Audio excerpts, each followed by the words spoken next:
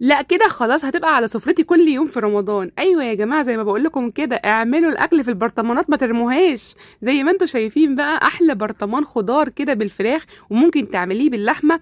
وانا الوصفه دي بقالها فتره في دماغي وعايزه اجربها وطالعه ترند وناس كتير قوي جربتها، وقلت لازم النهارده ان انا اعملها واجربها. شايفين يا جماعه الشكل كده قدامكم تحفه. بصوا كده، انا عملتها بطريقه مختلفه شويه بس طالعه معايا طعمها يجنن. جبت كده فراخ وهتبلها كده بالزبادي، وهحط معلقه صلصه كبيره، وهنزل عليهم بقى بزيت وتوابل وحاجات مهمه جدا علشان تطلع معاكم طعمها حلو. ما تستغربوش يا جماعه ان احنا هنعمل الاكله بالزبادي، هي هتبقى معاكم حلوه جدا. نزلت عليها بقى بالملح والفلفل الاسمر وتوابل طبعا فراخ، وطبعا لو عندك مرقه حطيها كمان هتبقى معاكي حلوه جدا جدا. حطيت كمان معلقه كزبره كده ناشفه. وزي ما انتم شايفين بقى نقلب الكلام ده كله مع بعضه كويس جدا جدا. اهتموا يا جماعه انك تضيفوا للوصف شويه زيت كده حلوين علشان يبقى الخضار حلو ومش ملزق في بعضه، والفراخ كمان تطلع كده مش ملزقه في بعضها. وبصوا بقى، هحط كوسه وبطاطس وطماطم وجزر وتوم فاصوليا خضراء، وكمان انا ضفت البطاطس، واللي عاوز يزود كمان شرايح من البصل يزود، وهحط فلفل حار. طبعا كل الخضار اللي انت عايزاه كله حطيه. هقول لكم برضو على اسرار نجاح البرطمان معاكي. ايه ده يعني هو ممكن ما ينجحش معايا البرطمان؟ ممكن ما ينجحش معاكي لو حاجات كده هقول لك عليها دلوقتي تعمليها. بصوا انا كده ضفت البطاطس، وزي ما قلت لكم ضيفوا كمان شرايح بصل، هتبقى حلوه جدا معاكم لاني عملتها تاني. من جمال الوصفه بصراحه بتطلع حلوه قوي. فزودت فيها بصل، كانت معايا حلوه جدا جدا على نفس الطريقه دي.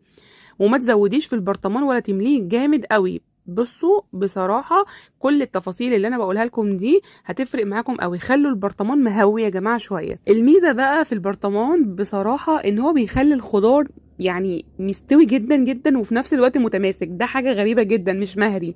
وكمان الفراخ نفس الكلام، لو انتي عاملة لحمة والوصفة دي تنفع في اللحمة جدا. عاوزه اقول لكم كمان ده كده بقى شكلها اهو زي ما انتم شايفين. هقول لكم بقى على معلومه مهمه جدا دلوقتي. تعالوا بقى اقول لكم هي ايه بقى المعلومه. بصوا كده، انتي حطيتي خلاص الميه هي تغلي، انزلي كده خلاص بالبرطمانات ومن البدايه كده حطي كميه الميه المناسبه في الحله، علشان انتي ما ينفعش تزودي ميه تاني من الحنفيه، البرطمان هيتكسر. هتزودي الميه امتى بقى؟ هتزوديها مثلا لو انتي مثلا حسيتي ان هو لسه ما استواش معاكي، هتزوديها ميه مغليه. تمام. لان لو نزلتي عليها بميه من الحنفيه البرطمان هيفرقع وعليه العوض في الاكله. زي ما انتم شايفين بقى كده هناكل اكل بالازاز، فخلي بالكم يا جماعه. خلي بالكم من كل التفاصيل دي، محدش هيقولها لكم. بصوا بقى خلاص استوت. وطبعا عاوزه اقول لكم ان هي بتاخد وقت اكتر من الحله او الصينيه. مثلا لو انت عاملاها في صينيه او في حله هي بتاخد وقت اكتر شويه.